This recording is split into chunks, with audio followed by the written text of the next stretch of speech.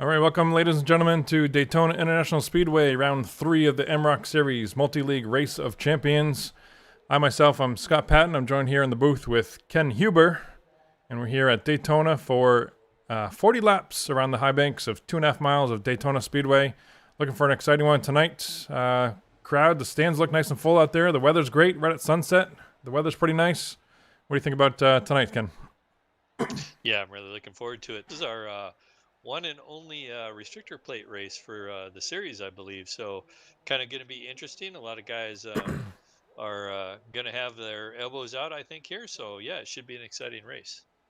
Yeah, I totally agree, and looking forward on that. Speaking of the track itself, the only super speedway, like you said, in the series of 5 races tonight. iRacing did a big update just as recent as last night. They did one, I believe, 2 nights ago, and then redid the updates last night. So should be interesting to see what kind of changes they made. I know they made some changes to the asphalts, probably some grip levels.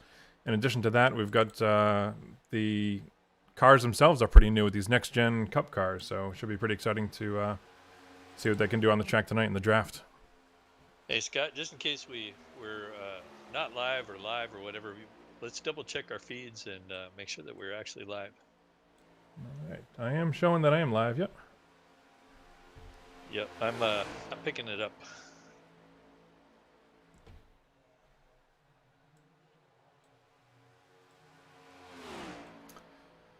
We've got 6 minutes left in practice here. I'm looking at the draft package with Jeffrey Merck, followed by Andrew Schulte back here. Looks like they're doing a little tandem drafting. Teammates there down in the Bandit Motorsports camp. They're probably doing some practice for later on in the race. I suspect they're going to be hooked up to go to the front here in this race.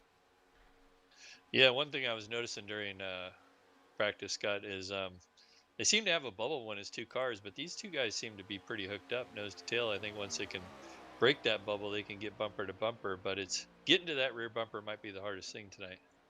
Yeah, I think so. You're probably going to need a couple teammates out there to help you get the job done. We'll see what these guys can do in 40 laps. Hopefully mostly green flag racing. We'll see how it goes tonight, but full tanks of fuel, which is going to be just shy of 40 laps, I believe. So we may see, for the first time in this series, we may see some green flag pit stops if it does stay green. This is the only race that's scheduled to go potentially beyond the fuel mileage window. Oh, that's interesting. That's another first too, because it's going to be our first plate race and maybe the only race with fuel stop. So that's going to change the strategy quite a bit. Yeah. I wonder if guys are even thinking about that, if they're out there practicing and factoring that into their strategy.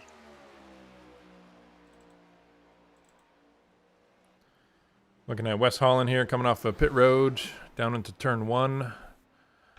As we look at the standings on the left here, those are the fastest practice laps. And what do we know at the top of the board? Mr. Mike Erder, no stranger to the top of the board here, drafting there with, looks like, who's that? Bill Paradise in front of him there. Yeah, up there, Mike Erder, no surprise to see him up front in a restrictor place at the top of the charts. Definitely going to be a guy to beat. He's had quite a few wins here in the multi-league when it comes to restrictor plate racing.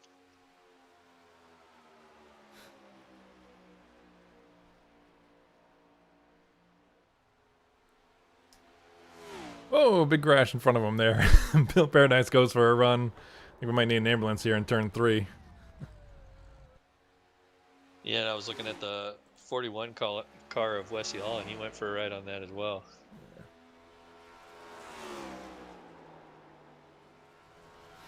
As they get reset here, and we still got about 4 minutes of practice left. That we do. We're looking at Chris Davis right now, coming from Delhi, Ontario, Canada. One of our Canadians. Do we have a couple Canadians, I think, in the field? Him and Hearns? Yeah, James Hearns and Chris. Yeah, they're both Canadians, so it's kind of nice to see out here. We've got international racing, so to speak.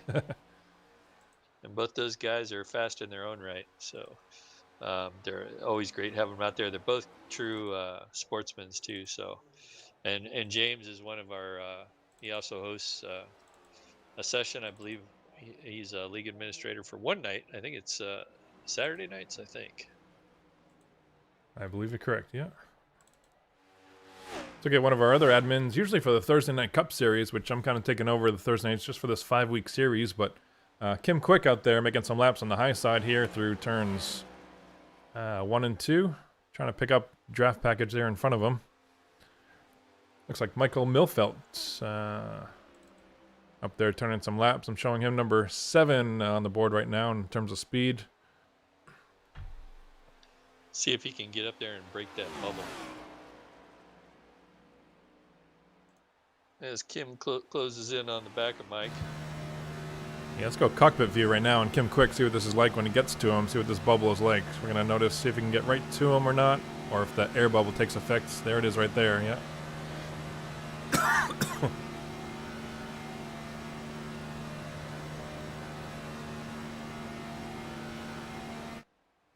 Yeah, see, he can't quite close up, it looks like, at this point. Unless Mike backs up and lets him get to that rear bumper, he might not be able to get to the back of that car without help. Oh, it looks like he's got there he sucked is. up now. Right there, you can see it. Yeah, he's right to his bumper. Yeah.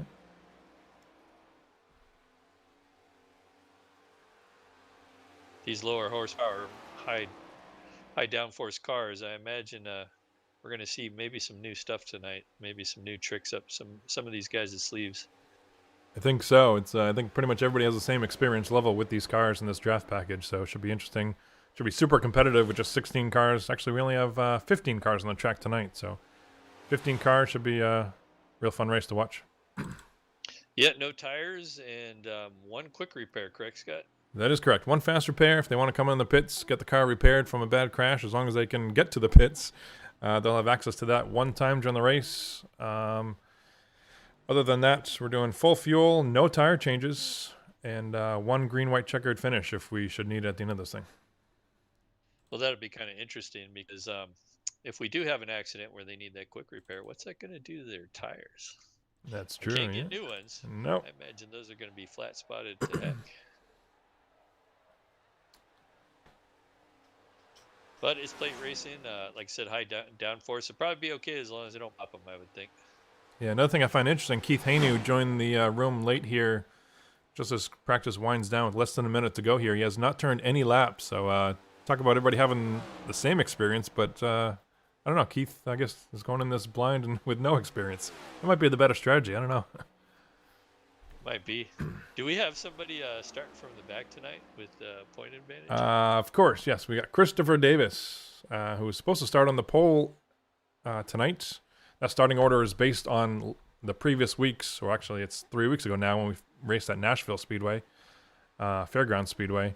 Christopher Davis finished last there, which earns him the pole tonight. But we offer a 10-point bonus for any pole sitter who wants to go to the back of the pack and try to race their way to the front. So Christopher Davis did take us up on that. He's going to be starting shotgun on this field tonight. If there's any track to do that at, this would be the one. I would say so. I agree. We say that now until he's involved in that lap 1, right. turn 1 incident. And he'll be kicking himself, I'm sure. Yeah. At least he's got that 1 quick repair. It looks like we're about to grid the field here, Scott. We are about to grid the field. We'll reset things here. We'll get them started. And we're going to go down tonight, track side, to start these engines tonight. We're going to bring back an old favorite to the multi-league, Dr. Dick Bergeron, to get these engines started. I'm Dick Bergeron from the Northeast Motorsports Museum, and welcome to the multi-league Race of Champions. Drivers, start your engines.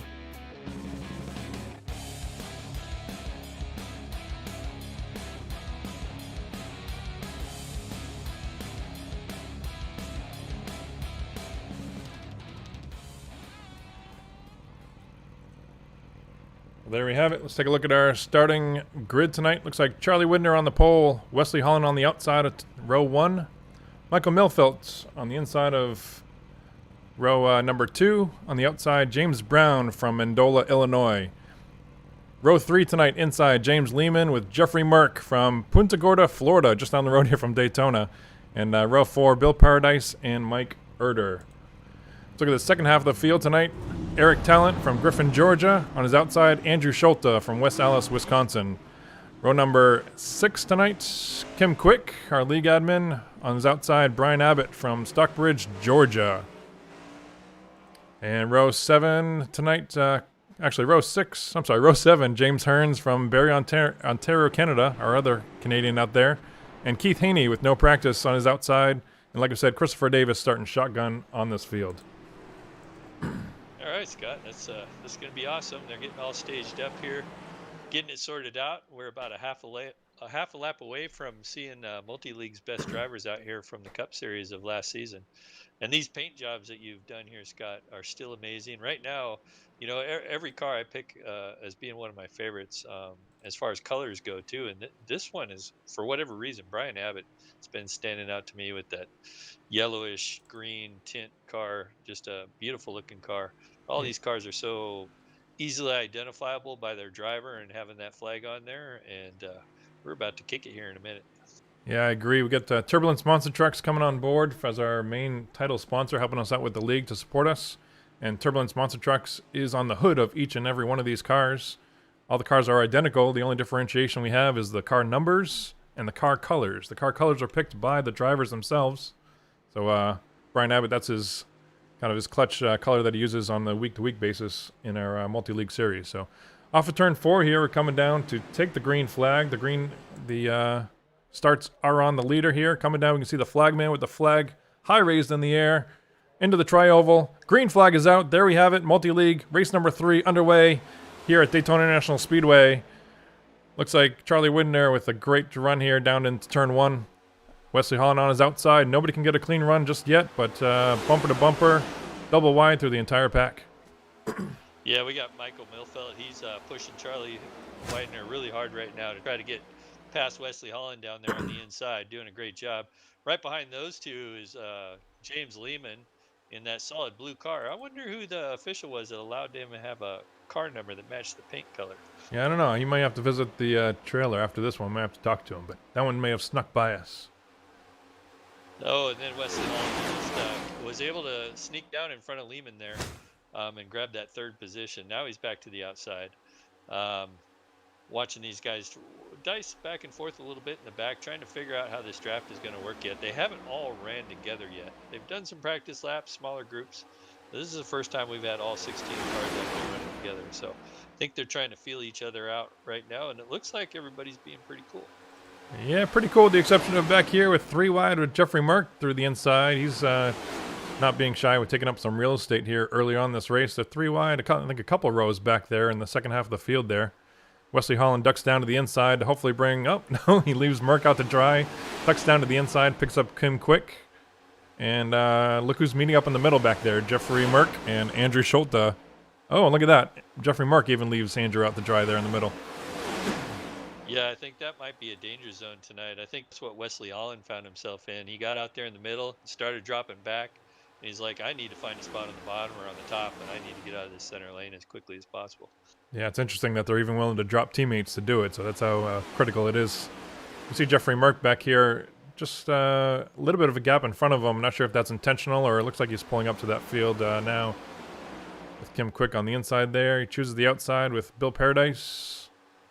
Mike Erder, he was fastest in practice tonight. The 117 picking up Jeffrey Merck on the outside, see if they can get some momentum going. Hooked up bumper to bumper back here. Yeah, and we still got a couple of cars that are back up here, 2 and 3 wide. We just had a couple shake it out here. Not sure what car number I was looking at here. I got a little distracted with some other action going on in the field. Kim Quick dropping down to the bottom down there, making a pass for position there on that inside. It looks like everybody's trying to get to that bottom lane. Merck's dropping down now low, and then bringing the 117 and Mike Erder down with him. And now we're pretty much running the train at the moment. Yeah, single filed out. Looking back here at the back of the pack, we got Brian Abbott, and then Christopher Davis, who, like we said, started shotgun on the field and is still pretty much shotgun. So he looks like he's in no hurry to get to the front just yet. Yeah, maybe as these tires, maybe there will be a little bit of give in the tires, and that'll cause cars to move around a little bit more and allow for a little bit better passing action. Or these guys are just being patient, and they know they got 40 laps to go, and 40 laps doesn't seem like a lot, but on these big plate tracks, it's, at 40, 50 seconds a lap, it does take some time to get around this place. Yeah, it's a long race tonight, and I think they were all a bit shaken up from 3 weeks ago when we were at Nashville Fairgrounds with all those yellows. So I think they all had to pay the bills on the cars, get them all fixed up, get them to the track tonight. And looks like we're hopefully going to keep the cautions to a minimum tonight. And looks like with the single file racing so far, just buying a little bit of time. 5 laps into 40. Yeah, that's nice. Keep this somewhat caution-free and keep people out of the NASCAR trailers. Well, we already got one coming to the officials. trailer, right? Lehman's coming for his car numbers. Oh, yeah. I forgot about Lee. I'm still sitting here looking at Jeffrey Merck. Like I said, these guys have fallen in line. A little bit of single file. Christopher Davis has gotten shuffled out to the outside in the back there. He is going to go back to the back of the field again. Yeah, I'm looking at Andrew Schulte. Just pulled out by himself there to try to get around Mike Erder. I think Jeffrey Merck is kind of faking to the outside there to try to help him, but he doesn't want to give up his spot on the inside either. So back to the single file inside lane they go. Now, I do remember earlier this season during the regular Cup season, even the old Gen 6 cars, I think they're the Gen 6 cars, were struggling in the draft. And we had, it took a while for everybody get kind of the tires heated up and get to racing. But as I say that, we're starting to go back to 2 wide with 2 distinct lanes now at the moment. We are, and the one we talked about that had no experience tonight, Keith Haney, is the one who drops outside groove to try to pick up and get that high line started here. He's got Jeffrey Merck, Andrew Schulte, and I wouldn't be surprised to see Wes Holland jump to the outside to pick these guys up too if I were to predict, but we'll see if he can't. Looks like Erder in that bottom lane is going to prevail again. Yeah, well, if you don't try it now, now's a good time to see what's out there. Oh, we got to spin the 00 James Brown into the inside retaining wall hard. Whew. Yeah, he's getting it right now. I don't think that brought out the caution. I don't see a caution, no. So we see James Brown on pit road, and we are still under green flag racing off of turn 2 back here, or turn 4 rather. And luckily that kept the field together. It broke it apart a little bit, but I think they'll be able to get it lined back up. Probably a few guys had to check up. I see Christopher Davis still bringing up the rear here, and that's where he started, and that's where he still is. I'm looking at Jeffrey Merck back here. Looks like a little bit of damage on the back of his car. He's back in P8 with a little bit of gap and nobody around him. So it'll be interesting if he can keep up with that draft. Same thing with Mike Erder. Andrew Schulte and those guys look like they're going to pick up Erder here. Look at that big speed.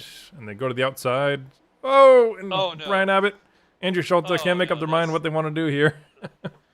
Yeah, well, that's 3 cars. And I was just going to talk about James Hearns, and he was a victim of that. And we do have the caution out. Yeah, that was unfortunate. What I was going to say there, Scott, I was like, oh, these guys are going to have to get lined up if they want to stay in contact with that lead pack. You know, so don't screw around and start racing each other, because otherwise they're going to lose that lead draft. And that's exactly kind of what I seen happen. Yeah, as we load up the replay here, we're going to take a look at Andrew Schulte, I guess, and him and Brian Abbott goes to the outside. Andrew Schulte, I think, was going to go up there with him, but just made contact, and away they go in turn 3 and 4 there. Well, James Hearns just got his quick repair. He's in the pits right now. I would imagine if they do need fuel, this would be the time to get it, and they'll probably be able to make it the rest of the way. We're pretty much 10 laps in. So these guys that do hit pit lane early will be able to fill up, get their cars repaired, and might not have to make a green flag stop. So, you know, if we do end up going green and nobody else pits, these guys might be in the catbird seat. I think so. I think a lot of these guys. Well, we'll look at Charlie Widner here as we come off of turn 4, see if he ducks the pit road. But if I were a betting man, I'd say the whole field we're going to see down pit road here. Yeah, that's true. And maybe Hearns went in the lap early. So I'm looking at Schulte right now. The front end's still missing off that car. It must still be able to drive it. Yeah, it looks like you got everybody coming in. So, well, that kills that idea. Yep, fuel mileage out the window. Looks like the only one that I can see without a front end looks like a modified back there is Andrew Schulte. So I assume he's going to pick up his quick repair, but kind of early in the race to toss that out the window already, only a quarter way through this thing. Yeah, and I'm looking at the back of Jeffrey Merck's car there too. When Andrew Schulte was behind him, his car's tore up in the back, and I don't even remember Jeffrey being involved in that incident. So might have been playing some bumper tag out there earlier. Yeah, I think Jeffrey was involved in that first incident that with would you say James Brown, I believe, that didn't bring out the caution. I think he was involved in that somehow. But and then I'm looking at it looks like Brian Abbott out on the raceway, and I'm kind of confused why I'm seeing that. How he ended up on the raceway and he's not on the apron on the exit of pit lane. Not sure about that. Do you Hope think he that doesn't get a. could be a penalty, huh? Or yeah, like I said, I'm not sure. Did he pit and he was catching back up? He was. Oh, I bet you he was one of the guys that pitted on the first go around, and then that's why he didn't. Wasn't on the apron there. Oh, interesting. But he definitely pitted, right? Because he got his fast repair because he was involved in that wreck. So Yeah, yeah, that makes sense.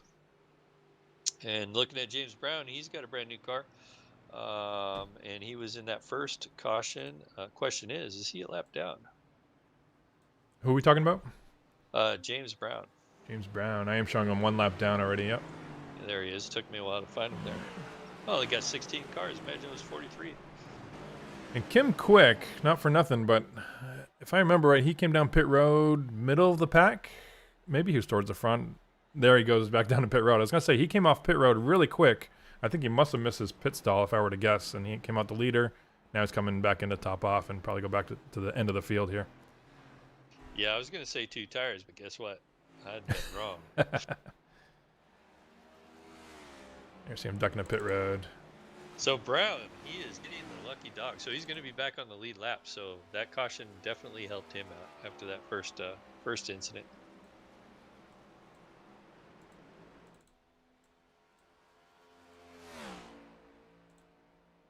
Actually, I guess that would be the wave around at this point. Wave around, yeah.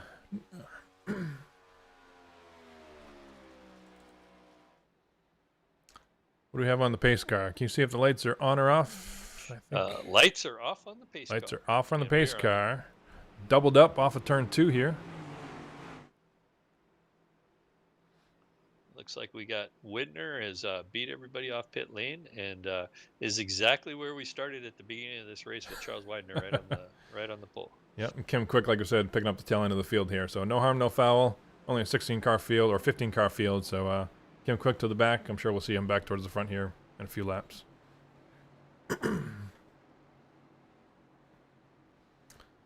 Yeah, this field looks very familiar. Although Wesley Holland now is ahead of James Lehman, right behind Charles Widener. Looking at the outside lane here, I lost my focus. I can't tell who that is on the outside lane. You're looking at Keith Haney maybe in P4 and Eric Talon on the outside of him. Haven't mentioned him tonight, but running strong there in the top 6. Pace car dipped off in pit lane here. We're getting ready to go green. And we are green. And Charlie didn't get quite the start. He's got Wesley Holland pushing him on the inside. Meanwhile, that 123 car is getting pushed by the 87.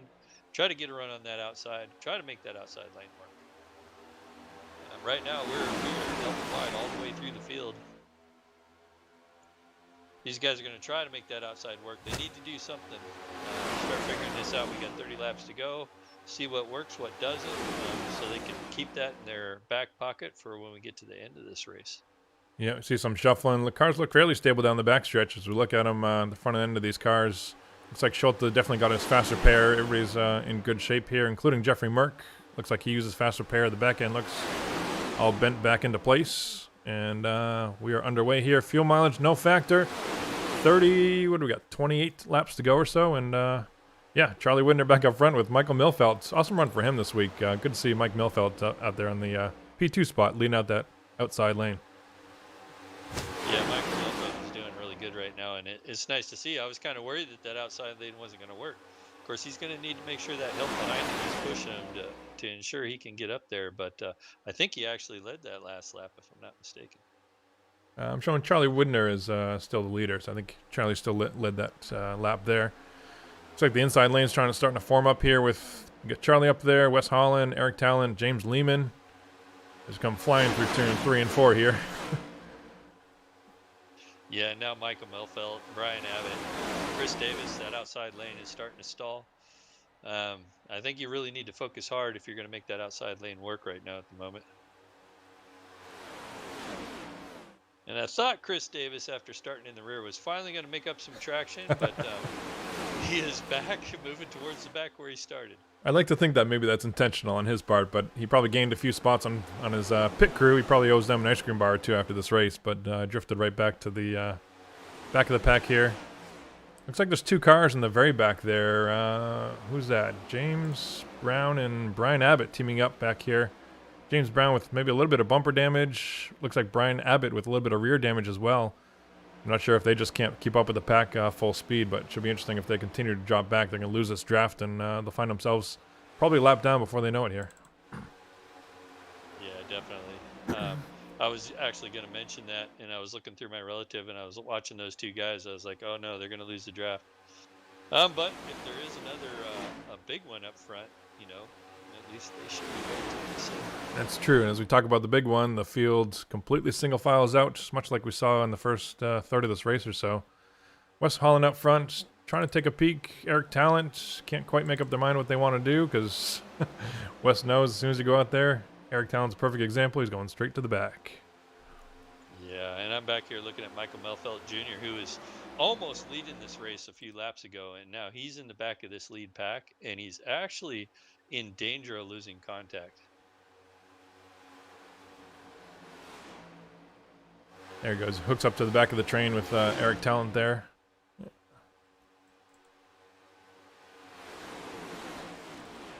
Looks like Chris Davis is trying to get something going here. He's got Erda behind him, and James Hearns. We haven't talked much about him in that pink car back there. See if they can get on the outside. I believe that's Bill Paradise on their inside. Yeah, James Hearn was involved in that last incident, so this would be a nice comeback for him. I was getting ready to talk about him being really patient. Like I said, he was caught up in that incident, no fault of his own, I believe. And he's going to have to make it up. He's used up that quick repair, so he's going to have to be careful not to let that happen again. Yeah, see another contender here. James Lehman looking to make an outside move on Wes Holland. He's bringing Jeffrey Merck with him. There's two aggressive drivers right there. James Lehman, Jeffrey Merck. I'm sure he says, hey, I know he's going to the front. I'm going with him. Outside of Charlie Widner.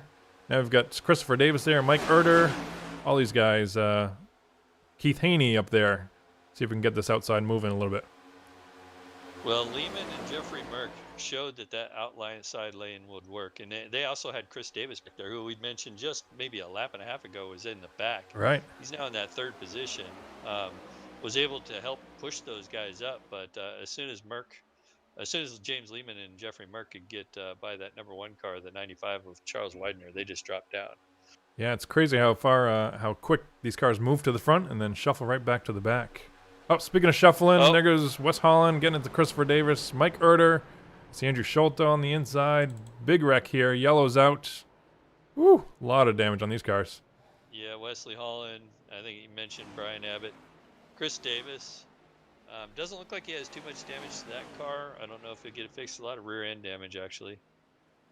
Just looking at some of the damage on these cars. So those two guys that were sitting in the back that we were talking about, that might be the James Brown and Brian Abbott, I believe. Yeah. Yep.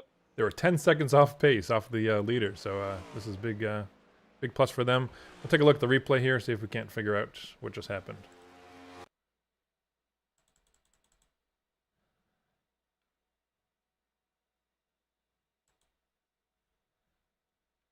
As I believe that started around Wes Holland. Let's do that. And Wes Holland, Christopher Davis on his outside. Mike Erder gets into Christopher Davis a little bit. Comes to the inside, gets into Wes Holland. Ties up Christopher Davis on the back there. And as we can see, it's on from there. Bunch of cars involved with that one. It'll be interesting to see who has their faster pairs left. Yeah, definitely. I see Chris Davis. I don't know if pit lane is open just yet. It looks like it might be. Yeah, Christopher Davis is coming down. Wes Holland's coming down. Kim Quick, James Hearns. So the top three have stayed out. That would be James Lehman, Jeffrey Merck, and Charles Widener. And then further back in the field, some other guys have stayed out. And most everybody else has went in. And I'm sure, a lot of cars were involved, and they probably need to beat out some of those fenders if they're not going to take the quick repair. So get as much fixed without taking that quick repair, I think, is the name of the game at this point. I agree if they're able to. Mike Erder, I'm worried about down there, still sitting with no front end on that car. So I'm worried that he either might be done or just already used up his fast repair. I'm not sure, but man, started on the pole tonight, and he's in last place right now. Hey Scott, let's talk to the guy that's led most of this race. Let's talk to Charles Widener and see what he thinks of how the race is working out. Here he comes up for you. Hey Charles, Ken Hebrew with Scott in the booth. How's it going tonight?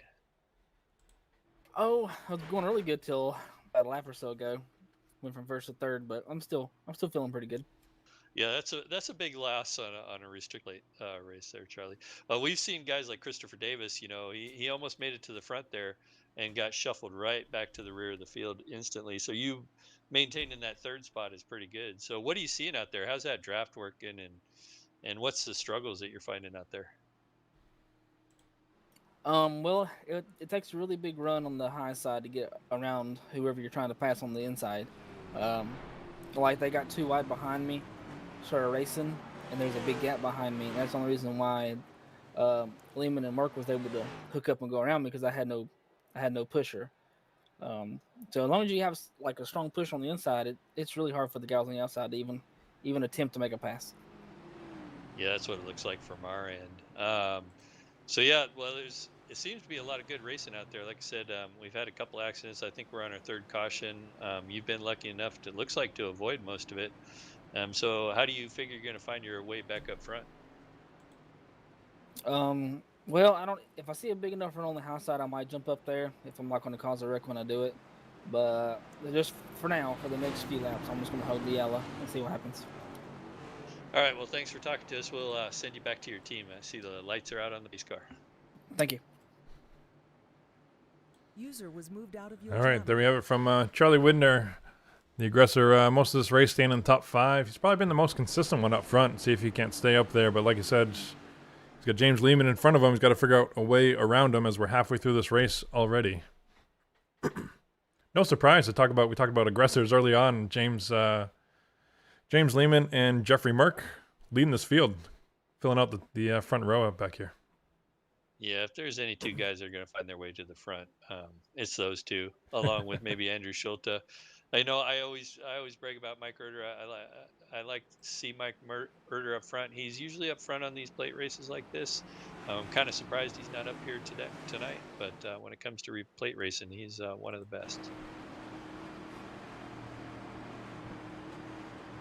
All right, so looks like we're going into turn 4 here. Lights are out on the pace car. I'll let you take it to Scott. All right, lights are out, double filed up. Everybody's got a new car. Looks like, unfortunately, we lost Mike Erder. He's 2 laps down still, and damage back there. Andrew Schulte, I think, is just catching up to the field now as the pace car makes a left-hand turn, hard left onto pit road. See, the flagman's got the flag. Green flag is out. James Lehman leading them down with Jeffrey Merck falling into second place there really quick. Looks like everybody's pretty organized here. Maybe some deals happening before the green flag to get a spot on the inside there. Yeah, I was just going to mention that. I seen that early escape with Lehman, and then that allowed Merck to hop in right behind him. And that might have been a planned move. Might have just been luck on Merck's part. But, I mean, that's what you got to do. You got to kind of work with each other and try to figure out who's going to help you get to the front. And I think that's what Charles, when we were talking to him during the interview, one of his struggles is he might not have a lot of help out there. He's out there running by himself. So he's got to figure out who he's going to team up with and help him get to the front here, because it seems like Merck and Lehman are hooked up right now. Exactly. I expect to be really hard to pry those two cars apart. Just looking, we have a little bit of field spread out here. Looking towards the back, went back to Eric Talent, in danger of losing the draft right now, and then there's a smaller group behind him, led by James 00 Brown, starting to lose that draft again. I'm not sure what happened on the start there. We got James 00 Brown and Brian Abbott, and Andrew Schulte, surprisingly, is in that last car. Yeah, I think those are probably all the damaged cars back there. It's going to be tough for them to make up any time going forward here. So I think our winner is probably, if I were to assume, probably going to come from our top 6 or 7 here running right now. Which, Bill Paradise, let's talk about Bill Paradise running up there in P4 in that dark green car. Right in front of Michael Milfelt. He's kind of that lime green car there, right in back of Charlie Widner. Great run for him tonight. We don't usually see him up front all that often, but Daytona race, never count out Bill Paradise. Yeah, well, these are the top drivers in the Cup Series, Scott. So I never count any of them out. They're all good drivers. Bill Paradise is probably one of the most polite racers that I've raced with. If you're faster than he is, he'll let you by, and he's very polite. But he also knows how to get around these places. I totally agree. Yep, certainly very predictable, very controlled, and always a joy to race around. Bill Paradise with a great run tonight. Kim Quick out there with the top 6 run right now. Yeah, back here looking at James Hearns. It looks like we got the two Canadians paired up back there in 7th and 8th place. Arguably, Trying to. arguably the best two color cars out there, right? We got pink and the teal, sharp-looking cars, and there's no confusing them in the field. No, that Hearns car is pink, definitely pink.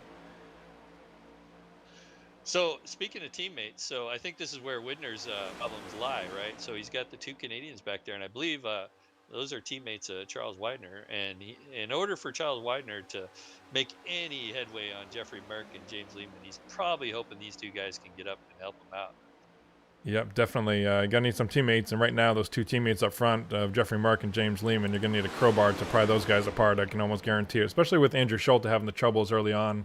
It looks like he's 8 seconds off pace right now, just for reference, so he's definitely lost the draft with the damage. Yeah, Charlie Winder is definitely going to need those Canadians up here to help him out. Yeah, we got 15 laps to go, so we're pretty much 2/3 into this race, and we're getting close to money time. Even though this is a big track, usually, at least in my case, I try to wait until the last couple laps, just try to position yourself and try to figure out how these cars are going to work. And I imagine that's probably what a lot of these guys are thinking. It's like, when's the proper lap for them to start moving up or attempting to move up to figure out where they can position themselves in the best spot to win. Yeah, and it's kind of a compound problem because it's not only typically at Daytona with the draft package with the older cars, correct me if I'm wrong, you've had experience doing this, Ken. You can kind of make your move and calculate and then go when you want to go, knowing with some level of confidence that guys are going to go with you. But I think with the smaller field tonight, such few teammates out there too, you almost got to plan it. It's a really complex problem. Like Charlie Widner, for example, right? He can't just pull out and know with any kind of confidence that Bill Paradise is going to go with him. I think if he had the Canadians behind him, as we say that, looks like Christopher Davis out back is going to try to make some moves because he knows he has to get up there. But you got to kind of time it perfectly with your teammates to make that move up front and have enough cars to do it. So it's a really complex problem here. Probably why we see a lot of single file here. Yeah, definitely. Looking back, you just mentioned Chris Davis, and I think the reason he pulled out is he had Wesley Holland behind him. And if you're going to pull out and hope somebody's going to help push you to the front, Yeah. Wesley Holland might be your guy. But looking at Wesley Holland's car in that 41, if you look at the back end of it, it's got quite a bit of damage. So Wesley Holland might not have the machine he needs right now to help push anybody to the front. Why don't we, while they're single file here, and we're coming up on almost 10 to go, 27 of 40 laps in the books. Why don't we do a little crank it up here? Let's do it. Here we go.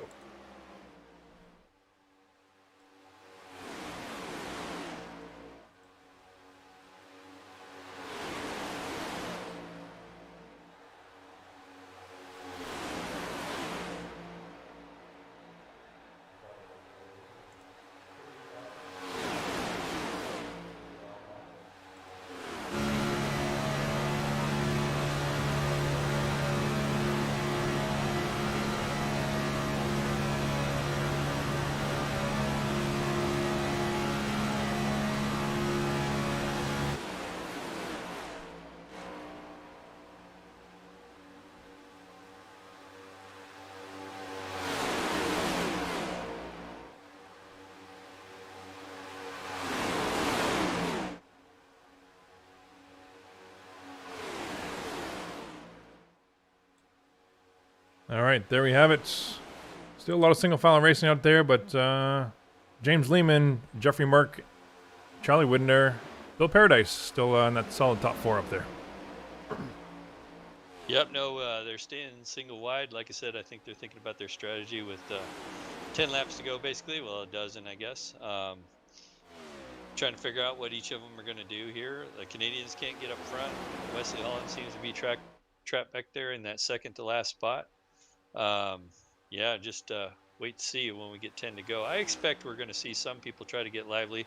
Meanwhile, while I'm talking there, Merck is pushing James Lehman hard. He was basically stuck on the rear bumper there. Like you said, these two guys are going to be hard to get pried apart, but if I have a feeling that Charles Widener is no stranger to prying people apart. I know when that aggression level picks up, he can do it. That's true, and I believe they're coming up on a lap car. I want to say it's Keith Haney, maybe just in front of them. Let's see if we can get Maybe Yeah, a it's Keith Haney in shot. there. Yeah, it looks like he's maybe going to stay on the high side for these guys, but should be interesting. Maybe some of these guys in the back will jump out of line and maybe use Keith Haney as kind of a pick per se to get some draft help off of to make some moves. Maybe that might initiate the double wide here. We'll see what happens, but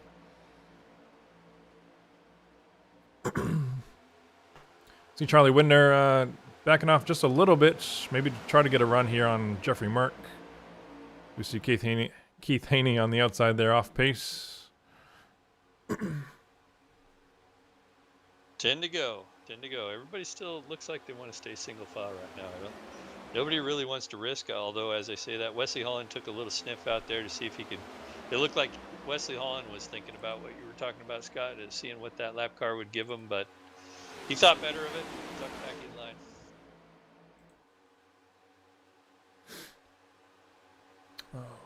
I like these car colors here, Scott, because I can tell who everybody is for the most part. Right, starting to learn who the drivers are, and yeah.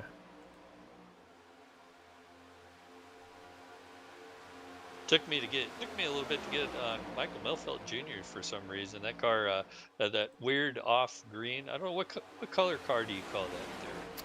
That is his. I stole that color from his actual sponsor from his Cup side of things. So I've painted patented paints. I've done a couple of cars for him. I want to say it's UMDF, some foundation, and that's one of the colors directly from that sponsor that he runs typically. So looks kind of an off green, but I don't know what you'd call that.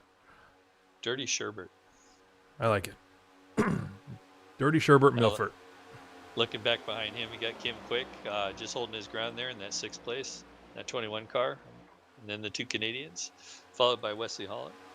And then we got Eric Talent in that 5 car. And then, I don't know. Oh, yeah, Keith Haney, who's a lap down, Keith, who has picked up the draft. I think it's important for him to stay on that tail end of the lead lap. Not tail end lead lap, but he's 1 lap down, but staying with the draft. In case a yellow does come out here late, he can get a lucky dog and maybe come back and be competitive in this thing with just 8 laps to go. Yep. Actually, I'm showing him 2 laps down, so I might need a couple more than that.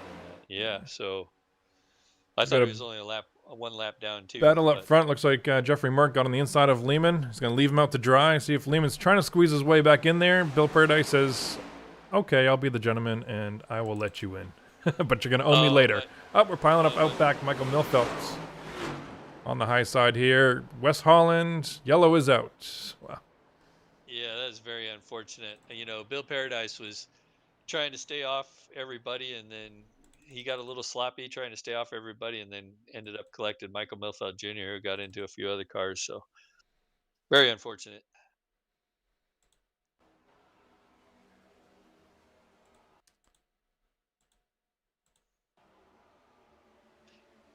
Waiting for Scott to bring up the replay. This is kind of what we were talking about. If you look at Michael Milfelt on the outside of Bill Paradise, he's trying to squeeze down there to side draft him a little bit, and that starts to get checked up behind them. And then we see all these cars kind of go around. Keith Haney, unfortunately, just buying his time there to try to get his lap back, like we said, gets caught up with Wes Holland there. Yeah, it's not the way to buy your lap back. It just probably cost him another one. It's one of the old sayings, I need to caution him, but I don't want to be the caution, right? Yeah, exactly. So we're going to have about 4 laps, I think, when we go back to green. I think if anybody's going to use their quick repairs, it's probably going to be now. I'm curious. So we had, I'm just looking at the field. It looks like Mike Roeder has retired. We had Keith Haney, who's 2 laps down. So everybody else is on the lead lap. What I was curious about is that second group of cars that had lost the draft. I think everybody's now caught up, but I think they were involved in those incidents when it went lap down anyway. Yeah, I'm actually queuing up one more replay here. We're going to go cockpit view of Bill Paradise. And we're going to see just what the gentleman he is here as we go live on the, not live, but here's the replay on the backstretch. We see James Lehman on the outside, Charlie Widner. Keep in mind, James Lehman just got booted from Jeffrey Merck there from the top spot of this field. He's off pace just a little bit, and we're going to see how close this is from Bill Paradise's view going into turn 3 here. Whew. You can actually hear Bill Paradise get off the gas there. I think James is going to owe him one at the end of this race, but Yeah, great move by James Lehman there. He probably benefited from that yellow too, picking up the third spot and not getting booted to the tail end of this field here. Yeah, so I hear NASCAR calling out saying, "Hey, there's only one green-white checker tonight, so you guys got to get it right."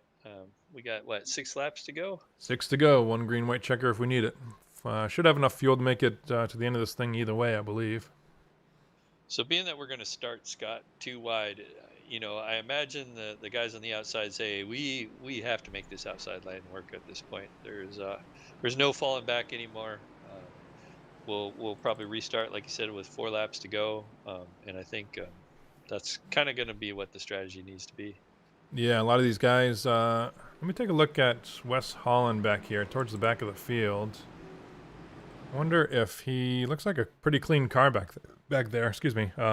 He probably looked at or used his fast repair that last time if he didn't use it earlier in the race, but he's one of the ones I expect to be super aggressive on this restart. Kim Quick up here with a sniff of the front here in P5. Nice run for him tonight. Yeah, he's probably going to be pretty hungry. It's been a while since he's won a race, so I know he can do it. So he's going to be hungry out there.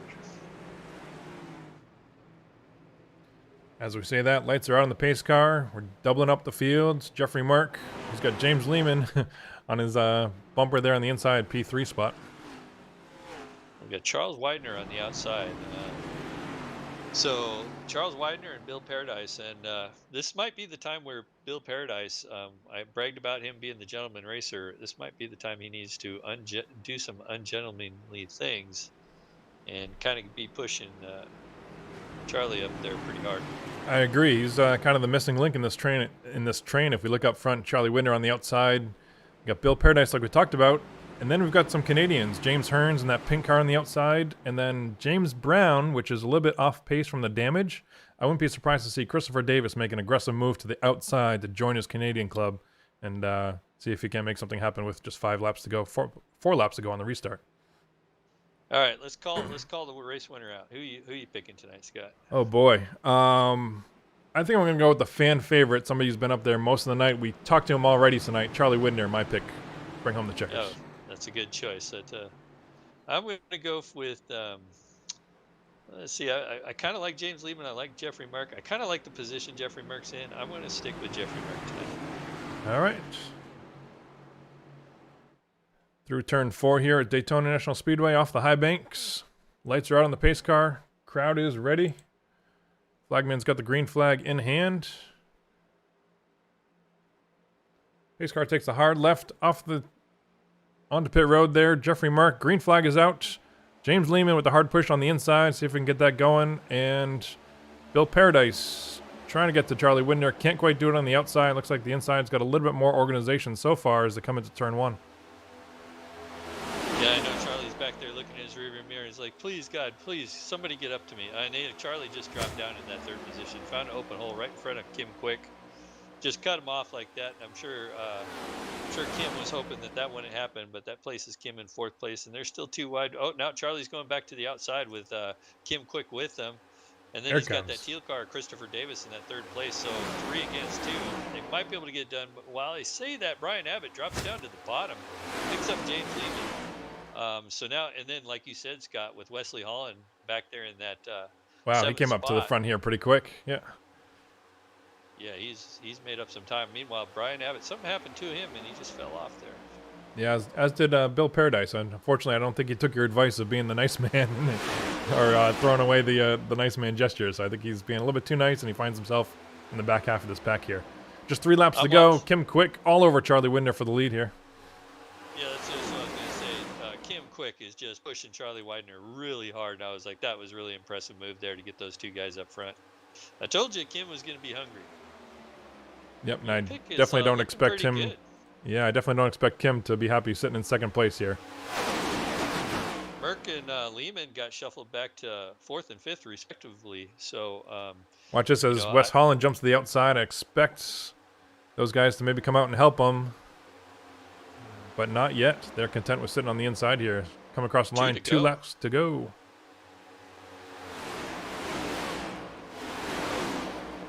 Yeah, Yeah, if anybody's going to start making those moves, here it is. Wes Holland now is on the outside, but he's way in the back there. He's gonna need a lap and a half to get this done. He's gonna need a lot of help. Up front, it's almost a 3-car breakaway here. Charlie Widner, Kim Quick, Christopher Davis, and Jeffrey Merck now has that run. See if he gets somehow on the inside of there of Christopher Davis.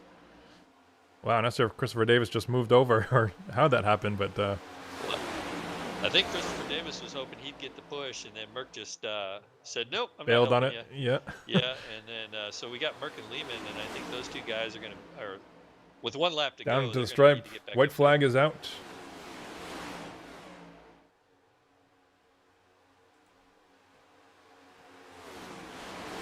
Man, this might be settled between Charlie Widner and Kim Quick up here with pulling away here. Yeah, they're doing an awesome job right now. They're kind of running away with it. I was expecting Merck and Lehman to get up there and make a really good run, but as I say that, they are starting to run up back towards those leaders. They are. Keep in mind, whatever happens here, we are definitely finishing this race under green. The white flag is out. Even if yellow comes out, they're going to race back to the line here. Jeffrey Merck on the outside of Kim Quick. Kim Quick says, I need some help on the inside. Christopher Davis is there to try to help him. Charlie Widner off of turn 4 with Jeffrey Merck on his outside. They make contact. Lehman looking for the win. Can't get there. Charlie Widner, give it to him. James Lehman with the aggression number 2 and Jeffrey Merck P3. What an awesome finish by these guys. Yeah, that was a great finish, Scott. I was, hey, congrats, you got the call tonight, Charles Widener. If I were a gambling man. I seen Merck coming up on the outside there. I was like, Merck might get this. He might get this.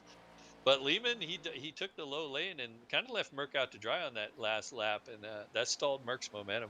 That did, and then that slight contact I think was kind of necessary with Charlie Widner getting into, I believe, the outside of Jeffrey Merck, and Merck just kind of tapped the wall coming off of turn 4 there, and did a great job keeping it under control, coming across the line in 3rd place up there.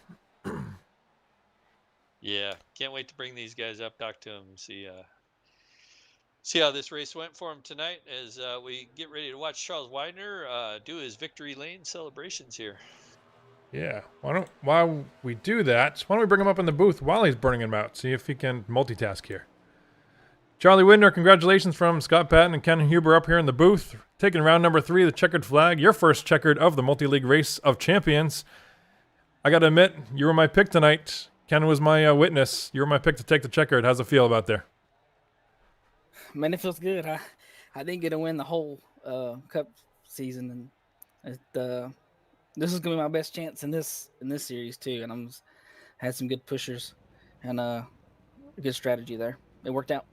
That's awesome, man. It proves that you are certainly deserve your spot here in the Multi-League Race of Champions. Proud to see you up there. Congratulations. You certainly have to work for it off of turn 4 there. Sounds like you're a little bit out of breath still. What were you thinking off of turn 4 with Jeffrey Merck coming with that big run? Yeah, I didn't really breathe the last couple laps there. I had some people in my ear that we were kind of plotting some things out, making some things happen. And I seen him coming and just trying to disrupt his air. And I didn't know how aggressive I had to block. I think he ended up getting into the wall there a little bit, and it helped me out. But yeah, I was trying. I was going to block as hard as I could without wrecking everybody. Yeah, sounds good. Sounds like you accomplished just that. Feel free to burn them down if you want, because you made these tires last the entire race. But good news is you don't need them anymore. So burn them down if you wish. Otherwise, we'll talk to you next week from North Wilkesboro Speedway. Unfortunately, you're going to be starting in the back of the pack there. So good luck there. Congratulations on your win. Anybody you want to thank tonight? Yeah, you guys for putting this on. My teammates that are in here, Chris and James Hearns. And I thank the wife for letting me do this. She don't have to, but she does. And yeah, just everyone that puts this on and everyone that races. It's great to race with these guys. Yeah, sounds good. Congratulations again, Charlie. Awesome, well-deserved win. It was a awesome, really fun finish there to watch you come across the line, and we'll talk to you next week from North Wilkesboro, bud. Thank you. All right, I'll pull Lehman up here if you want to talk to him, Ken.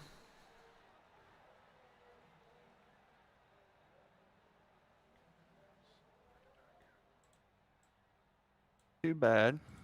It was pretty fun, you know. We were watching you and Mark teamed up for most of the night tonight. So, did you guys have a strategy? How were you planning to get yourself to victory lane tonight? Honestly, it was manipulate the draft. You know, that's probably the biggest thing. I learned a lot of things tonight actually about these cars in this draft package, and it makes it interesting. So it's mainly you got to have someone you can work with, or at least a group 2 or 3, and you can make stuff happen. Did you guys feel like that outside lane was just non-doable for most of the race? Because it seemed like you guys went single file for most of the race, and every once in a while, one or two of you would poke out, but then immediately try to find a spot back in. So it was kind of wondering if you guys were concerned about that outside lane making it work.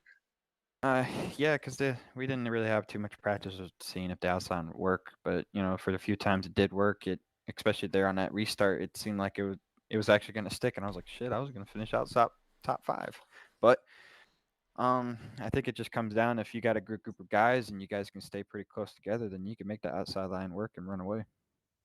Yeah, 10-4. Hey, great job on that second place finish tonight. Anybody you want to thank? Thanks to everybody here at Multi League and everybody at Races MROC Series. All right, we'll send you back to your team. Thank you. Thank you. User was moved out of your channel. What do you say, Scott? You going to talk to our third place finisher? Oh, I suppose if I have to.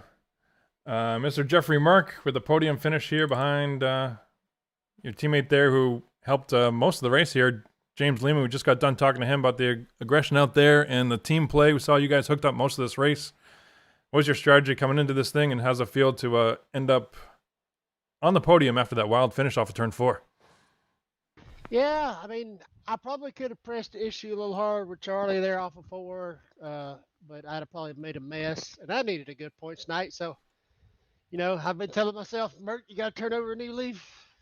So that's the new Merc you saw there. So That's awesome. I saw a lot of patience in there, but the aggression at the right time, I think, paid off. We saw these huge runs. I saw you planning things. Saw you backing up the intervals to get the run on these guys, because it looks like it took 3, 4, 5 cars to get a run going on the outside. So I saw a lot of that calculation on the track there. That was awesome to see. You talk about the points tonight. You're tied right now. Well, before coming into tonight, you were tied with Werner Margheim, who unfortunately didn't make the race tonight. Looks like 15 behind the lead with a third place finish tonight. May have even picked up some bonus points for leading a few laps up there tonight. Probably going to move up a few spots. We've got 2 races to go, North Wilkesboro and Rockingham. What do you got for the short track at Wilkie next week? yeah, these cars are a lot fun, a lot more fun to drive in short track situations, because then it's more driver ability to drive the car instead of these big pack races like this. I'm hoping they'll fix these cars when they get some data on them, or give them more horsepower in the sim. That way they're not so draft dependent. But I'm looking forward to both short tracks. These cars are a lot funner to drive on short tracks, and you can get away from each other. So definitely looking forward to that. Hopefully get a couple more good finishes out of this 60 machine. Sounds good. Congrats again. It was awesome to see you drive through the field, up and to the front, to the back, to the front. Seems like you're all over the place with damage early on. Got that fixed. Stay out of trouble. Bouncing off the wall for turn 4 with 3, 4 wide at times. And great finish, great podium finish. Anybody you want to thank out there? Yeah, big shout out to our primary sponsor, Turbulence Monster Truck Racing. I'd like to thank those guys for coming on board. All of our military members always out there doing what they do. That's why I keep the American flag numbers on my car, or a military scheme paint job. Very patriotic. Big shout out to all the guys in their uniforms and all 5 branches, and Turbulence Monster Trucks.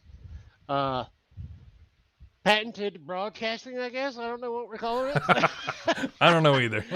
A big shout out to you guys for doing the race. And I'll look it up on YouTube, see if I can find it later, and we'll go from there and watch it and see what you guys said. Sounds good. We're looking at that paint scheme now with, like I said, Turbulence Monster Trucks coming on board, Stone River Outfitters on the banner, and most importantly, like I said, the American flag, number 60. Very patriotic, very symbolic of Jeffrey Mark. Solid podium finish. We'll look forward to seeing you next week at North Wilkesboro. Take care, buddy. All right, guys. Thanks. User Well, that was moved an awesome out of race we your had channel. tonight, Scott. 40 laps. We had maybe 6 cautions. These guys learned a lot about plate racing in these new cars. I think they're starting to enjoy them. I know I'm starting to really enjoy more watching them, and I'm kind of excited about Wilkesboro next week. I am too. Yeah, I think, man, a lot of names up front tonight that we maybe didn't expect or wouldn't normally see on a regular basis, including Eric Talents picking up a top 5 back there. As I pull up the unofficial results right now, we'll run down this real quick. Charlie Whitner, of course, taking the win. James Lehman, Jeffrey Merck, Eric Talent, P4 from Griffin, Georgia. Christopher Davis, one of our Canadians from Delhi, Ontario. Andrew Schulte coming back from damage early on. Fast repair, plus I think some optional damage on the pits. Kim Quick, who had a solid race all night, especially in the end. Certainly warranted better than a P7, but he's got a solid top 10 finish tonight. James 00 Brown was a lap down, I believe, early on this race. Not good comeback from him with Brian Abbott behind him. James Hearn from Barrie, Ontario, Canada. Michael Milfelt Jr., we talked about him. Top 3, top 4 most of the night, especially towards the end, but then got shuffled out in turn 4 there. And Bill Paradise from Philly, Pennsylvania. Man, Mr. Nice Guy. Maybe we got to talk to him and see if we can't get him to stiffen up those bumpers a little bit next week at North Wilkesboro and see if we can't get him in the top 5 out there. Wesley Holland, tough night for him again. Super aggressive, saw him go to the front, to the back, to the front, but ultimately ended up in the back here in P13. Keith Haney from Griffin, Georgia back there, and Mr. Mike Erder, who retired on Crankenstein team from Dallas, Texas. 22 laps down, rough night for him. But good news, Mike Erder sounds like he'll be our pole sitter next week at North Wilkesboro. Yeah, and that pole sitter, and then Christopher Davis, who got that extra bonus points. He had a top 5 tonight, so that's going to move him up a little bit too. I think Christopher Davis will probably end up grossing more points than Charlie Whitner will as the actual race leader. So great run for Christopher Davis to capitalize on that back to the front bonus. 10 extra points added to his total for tonight. Well, like I said, Scott, great racing tonight. Great broadcast you put on every week. Really enjoy it. Can't wait. Like I said, can't wait for next week. What do you think we're going to see next week? I think we're going to bring out the bumpers and I think the pit crews are going to have a lot of work to do in the pits, even though we can't change tires. I have a feeling that they're going to need to bring the chainsaws and hammers and a full crew there to keep these cars in shape, keep them going forward. Looking forward to it. North Wilkesboro is one of my favorite tracks. The Cup Series last race in there in 1996. Terry Labonte won, I believe. But now iRacing has brought it back, and I believe have you seen the storylines that NASCAR is looking to bring that back as well in the next couple of years? There's huge renovation projects going on there currently right now to bring that track back up to specs from a safety standpoint and see if we can get it back on the NASCAR schedule. So really looking forward to that prospect. We go North Wilkesboro and then to Rockingham to close out this series. Race number 3 in the books. We'll get the point standings out. Awesome race. Congrats to Charlie Whitner for an awesome run. James Lehman, Jeffrey Mark, Eric Talent, Christopher Davis rounding out our top 5. From all of us here, Ken Huber, appreciate your help. From Daytona International Speedway, Multi-League, Race of Champions. Have a good night, everybody. Stay safe. We'll catch you next Thursday, same time. Good night.